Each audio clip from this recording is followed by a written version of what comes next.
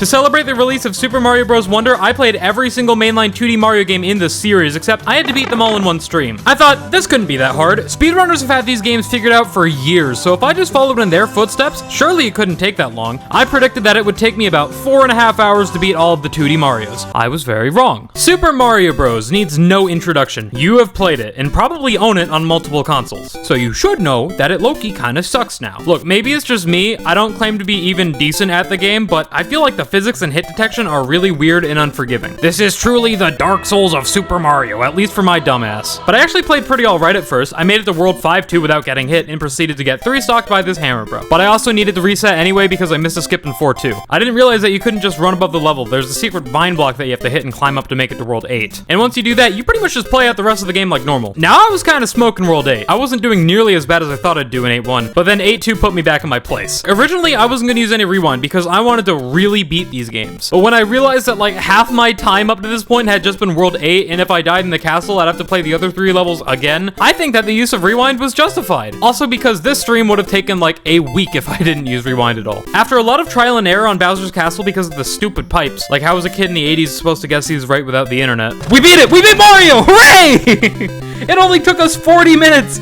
and we finished the first Super Mario Bros. Game. I've never played Mario 2 before. I've heard a few things about it. I know it's won Game of the Year a few times, it's all a dream, and Luigi's in it. And I also know that we got this game instead of the original Mario Bros. 2 from Japan, because then President Ronald Reagan said that it was too hard for American gamers and their greasy little digits. So instead, we got this whack-ass version of Super Mario Bros. 2 that's really just Doki Doki Literature Club in a Mario costume. There's no Goombers or Coopers or Boonzers anymore. There's Shy Guys and whatever the fuck Birdo is. You attack by plucking radishes or just the poor guys themselves and throwing them at your problems. Each level ends with a Birdo boss fight where you chuck her unborn children back at her until she fucking dies. Going in, I felt pretty good about this game. The controls felt way better than Mario 1 at first, the music was poppin', and the speedrun route looked really short. I was straight up having a good time with this game for the first few levels, but as soon as I warped to World 4, things took a turn. The floor was slippery and enemies were bigger and faster than before. And sometimes the map was just cast in shadows, so it was really hard to tell what you could jump on. I got stuck on this bit right here because I didn't know that the tail thing sticking out of the water was safe. I just thought that was a mermaid. You're usually not able to walk on those in life. And then in the same area, I didn't know that I could jump through the ice because usually you can't in Mario, or at least I don't think you can. I don't know. After a warp to World 6, there were no more level skips. The route was just playing all the levels straight through. Except these might be the most bullshit levels in all of Super Mario, and I would fucking know. In 6-1, the floor is covered in quicksand, and you can barely move if you're in it, so you'll probably die instantly to the jumping snakes that move at 60 miles per hour and have guns. And then there's Wiggler, who's too tall to jump over. So if you get stuck in between 2 of them, or like stuck in between a Wiggler and a hard place, you're just dead. And then right after the Wiggler bit is this stupid flower that shoots fireballs up so you can't jump. But if you wait for all the fire to fall down, the Wigglers will get you, or the plant will start aiming at you specifically. Even with heavy use of rewind, this part was extremely difficult to get past. How is this the easy version of Mario Bros. 2? Anyway, that's just like half the level. You then enter a cave and have to go through all these fucking vases to find a key that opens a door to Fire Birdo. She definitely has a pattern, but even still, you have to be so quick and precise to work around it. Then once you finally beat her, you remember, oh, that was just the beginning of the end. We've still got 4 more levels left. I mean, the next one wasn't that bad. You ride on a bird thing and fight Fire Birdo again, but in a harder arena. 6-3 starts with another quicksand opening and transitions to a cave with stupid bombs. Then after that, 5 minutes of climbing made harder by the Switch Pro Controller's horrible D-pad. 7-1, actually pretty fun. 7-2 was one of the worst things I've ever played, just in life. I mean, most of the levels alright. Really, the only thing that sucked was the fake outs. Like, there's a part where you think it's the end with the weird bird door, but the bird is an enemy now, and if you touch it, you die, and it's like, how would I have ever guessed the door was evil? Maybe there was another one in one of the several worlds I skipped, but like, I don't know, I still think that's stupid. Upon death, the bird turns into the last door, leading to the final boss,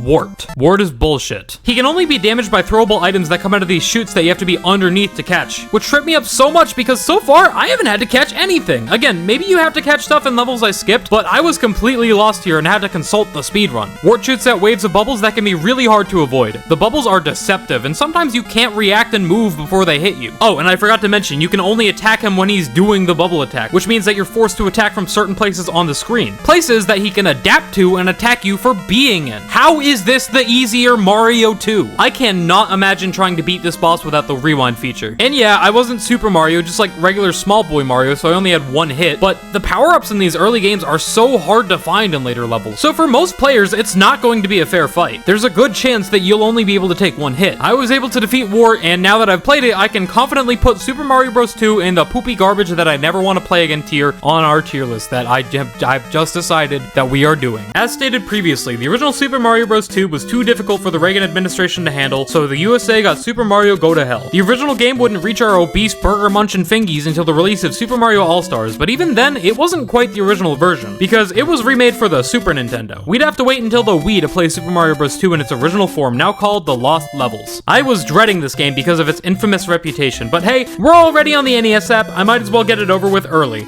How the fuck do I do that? Let's just play New Super Mario Bros. U Deluxe! After Mario 2 and seeing the wizardry required for Lost Levels, I just wanted something nice and easy. I spent over 20 minutes on the first 2 levels. Look, in the second level, there's a secret tunnel that leads you to a water level that leads to World 5, but in order to get to it, you need an acorn suit, only obtainable in level 1 at this point. But I'm bad at Mario and kept getting hit on my way through level 2, so I had to keep going back to level 1 to get new suits, which really ran up the clock, but it's okay, we got it. And for the next chunk of levels in World 5, I could use Nabbit, who doesn't take damage from anything. The Ghost House had the next big shortcut we had to take, and with some help from chat, we got it pretty quickly. Moving on through World 7, we skipped from the next Ghost House to the castle to the airship and onto Peach's castle, and that world was just played normally until we finished the game over 4 hours into stream. But I really enjoyed my time with this game. It was such a refresher after playing, So yeah, this game is nice, I like it. Super Mario Bros. 3 was next because Order Be Damned, this is another game that I've never played before. I've always wanted to though, it looks great for the NES, and I've only ever heard good things. And turns out, yeah, this game is pretty good. I was really surprised by how modern it felt to control and how fast the levels went by. World 1 was crazy fast except for the shell thing, it took a while for that to work, but by phasing through the stage we acquired a warp pipe, which in combination with the warp pipe in the castle allowed me to skip all the way to World 8. A world of boring auto-scroll airship levels. Nah, it wasn't that bad. The airship was a bit played out, but like, the levels here were satisfying. They definitely felt a lot more fair than the previous NES Mario games. The Bowser fight was simpler than expected. He just kinda down B's himself to death and that's it. Overall, Mario 3 felt a lot faster than it was. Like, it still took an hour, but I thought I was gaming at the speed of sound. My time with this game was great, and so far, it's really the only game that I want to revisit. Super Mario Land 2 might be the most impressive game I played. The fact that a Mario game this solid was crammed onto the Game Boy is incredible. There's obviously some workarounds, the music is interesting, and everything's a little slow, but none of these affect the overall quality of the package too much. This is a very weird Mario game though. I think the point is that you're shrunken down because you're on the Game Boy. The speedrun route was pretty straightforward with only a few level skips because you can play the worlds in any order you want. You just need to collect the token at the end of each one to open the door to Wario's house. The first world, or zone as the game likes to call them, is a tree. You start on the ground next to it, climb up the sappy trunk, and climb through the leaves until you eventually reach a bird on top that you incinerate in seconds to get the first pendant. The next zone starts in this hippo statue thing, you cheese the whole thing by flying above it, and now we're in space? Mario even has a cute little helmet. There's moon gravity on the first level, but you can just straight up fly through the second that ends with a boss fight against this creepy gargoyle in a spaceship. Next zone is a dollhouse, and once again, you start on the ground outside, but here there's a little secret ending that takes us to a bonus level in the sky? That takes us right to the final level of the zone, which takes place in the chimney, I guess. And I just want to note how insane it is that every single level in this game has a unique theme and like unique background and assets. No two levels look the same, which is not something I can say about literally any other game in the series. After you exterminate the rat hiding in the chimney, you move on to the spooky pumpkin zone. Woo! Level 1 of Pumpkin Hill is an underground dungeon beneath a graveyard. Whoa. Level 2, graveyard, but also a lake.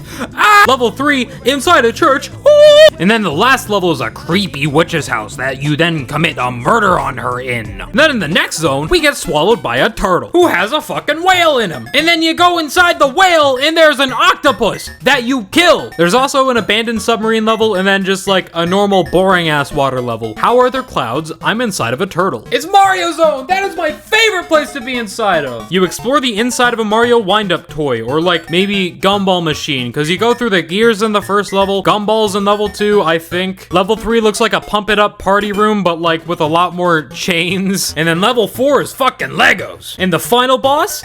Who else would it be but the 3 little pigs? Inky, Stinky, and Clyde. It's Wario time, bitches! Oh wait, I meant Marble Zone from Sonic 1. Why was that your inspiration for the final level? And by the way, you fight Wario's balls in this level. And when you're done with that, you stomp on his head until he cries, which then you react by turning his castle into into Mario Castle. Dude, what was so bad about Wario in this game anyway? That was his house. The game goes in pretty good tier. Since seeing the scary tech I'd need for this game, I was really weary to go back, because I don't know how long it'd take me to beat it without it. So I looked up a lower place run on the leaderboard to see if it was even possible without it, and apparently it is. There were just hidden blocks the whole time. And low-key, I really liked this game. I don't think it was really that much more difficult than Mario 1. Old Ronnie, rest in peace, was just ass. Like, really, this game just requires you to think more than the original. Platforming is a puzzle here. The only example of this weird puzzle-solving thing that I found unfair was this part where you have to jump off 2 invisible blocks, and then the only way to get on top of them is by bouncing off the side of one of them at full speed. That part was stupid. How was I supposed to figure that out? It's the game's fault, not mine, guys. The last level does a similar stupid pick the right path thing as the first game, but it's not as bad here because there's a little audio cue for the correct path, and it's not pipes, it's just going on the right level. Bowser's the same as last time, and so am I, because I still needed Rewind's help. Mario Lost Levels is nice, but I'll probably never play it again. At this point in the stream, I was starting to run out of energy. I was hungry, my hands were tired, and my eyes and ears felt like they had experienced enough Mario for one day. So I called my friend CJ, aka Gambo, aka guy who owes me $300 in Spider-Man 2, to come over with food and play New Super Mario Bros. Wii with me. And once again, a New Super Mario Bros. Game was just the refresher I needed. Like, maybe it's my fried Zimmer brain, but all the little modernizations in these games make a huge difference to me, like the wall jump and the mid-air stall. The route we took is well documented, and it's a new Super game. I'm not gonna go into the specifics of the run or the game mechanics, you already know that. I will go more into the multiplayer dynamic because anyone who's played this game knows that the real challenge is the other players. They rush ahead, bubble at the wrong times, beat the game for you so the title is technically a lie, but all that bullshit makes the moments that you do work together just next level incredible. Like doing a synchronized ground pound, or getting through the bone coaster together, or missing all the lives in a one-up house and just fucking losing it. We worked together to make that moment. This game taught me that maybe the real streaming until I beat every 2D Mario game was just the friends that I had all along. Except it wasn't. We have 4 games left and CJ's ass went home. This game is nice. Super Mario World is widely regarded as one of the best games of all time. Not that good, IGN. Take your fucking medicine. And Breath of the Wild isn't the best game of all time. We all know that's Wall-E for the PS2. Anyway, Mario World. I've tried to get into this game a few times in the past, but I've never made it past the first few worlds. But playing it this time, I actually might have to agree with IGN. This feels like the Super Mario game. It does everything right, from the controls to the graphics, and not Luigi. They didn't do him perfectly. And I really enjoyed the speedrun route for this game. It's really short, at least for any percent. You play through the first world like normal, and then it's all about finding secret keys and doors to make it to and through Star World, which takes you straight to the end of the game. I will say, the final Bowser fight is a little underwhelming, but that's kind of the theme with pre-New Super Wii games. Low-key, I could really see myself getting into running this game. It's easy and short, while at the same time being really interesting mechanically and uber satisfying to pull off. So while this game might be the one that I got the most speedrunner warped view of, I want to play more of it, both in and out of a speedrunning context. This game truly stands the test of time. It's the GOAT. It's the GOAT of 2D Mario games. Now let's play the WOT. Super Mario Land is now maybe my personal least favorite game of all time. It's got some good excuses. It was the first ever portable Mario game, and it was released as a launch title for the original Game Boy in post-Reagan 1989. So it's obviously not the best built game in the world, and for some reason, my PC couldn't run it super well. This shit was the only computer in the universe that could run Jedi Survivor at launch, yet it crumbles to a 34-year-old Game Boy game that smells like peas. And yes, I'm using an emulator because even Nintendo was embarrassed about this game and didn't put it on their online service. I mean, it starts fine enough, the music is nice, and while Mario doesn't control great, it's excusable for the hardware. World 1 and 2 are fine. Like, yes, I would argue that some of the hit detection and platform placement aren't the most player-friendly in the world, but I feel that way about pretty much all the NES Marios, so it's probably just a me issue. Even the beginning of World 3 isn't too bad. You know what, maybe this isn't my least favorite game of all time, but 3-2 is where everything goes to shit. The music is no longer good, and the level's crawling with spiders. There's some that drop from the ceiling and some that hop on the ground. They pop up on like every platform, which makes you have to constantly balance your timing and positioning, and it's all more difficult because of the clunk of this game being on the fucking Game Boy. There's also these weird boulders that you now have to ride on to cross spikes, but jumping on them is so tough because of how fast they move and how restrictive your control is. Look, it's probably fair to say that I was tired and I'm just bad at platformers, but World 4 is really where the game shits its pants. The level is just so goddamn long. It keeps going and going, and they repeat sections, but they add more enemies, which is just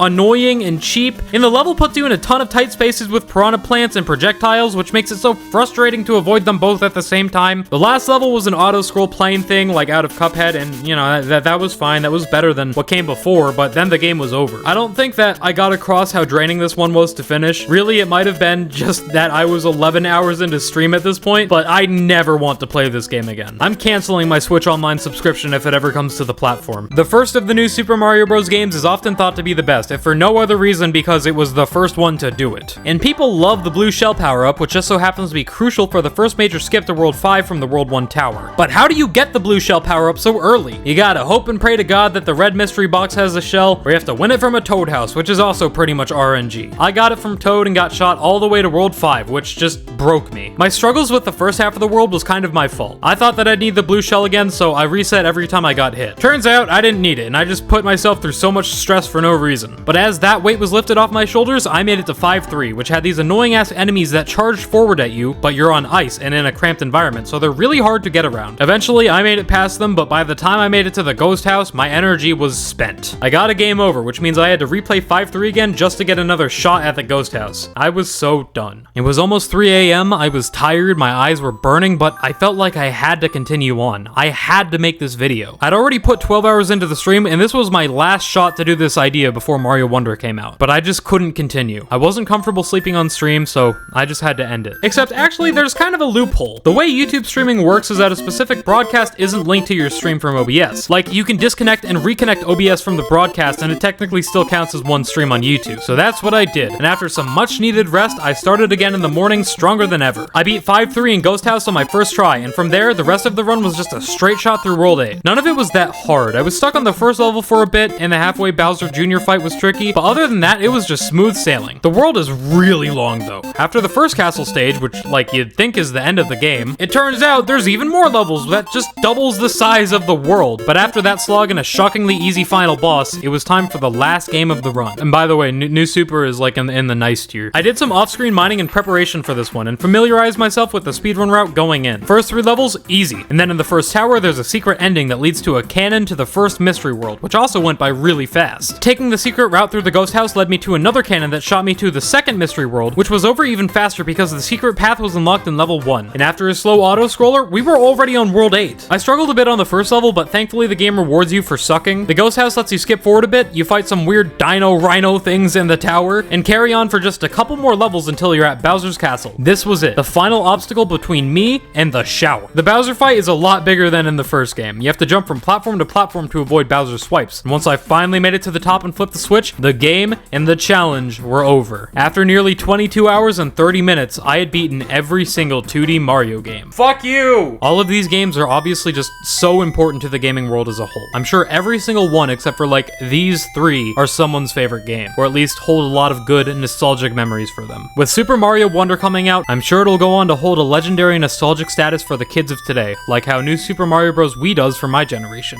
That being said, no, I will not be doing this again with Super Mario Bros. Wonder or the Mario Maker games. This was such a bad idea for my mental health. But hopefully it was a good idea for YouTube, and I now have as many subscribers as Mr. Breast. Don't try this at home, it's not worth it, and I already did it. Endings are so hard, where am I supposed to go? I guess I just want to give a huge thank you to everyone who stopped by and chat and helped keep me company during this whole stupid thing. And with that, I have run out of things to say. The video is now over.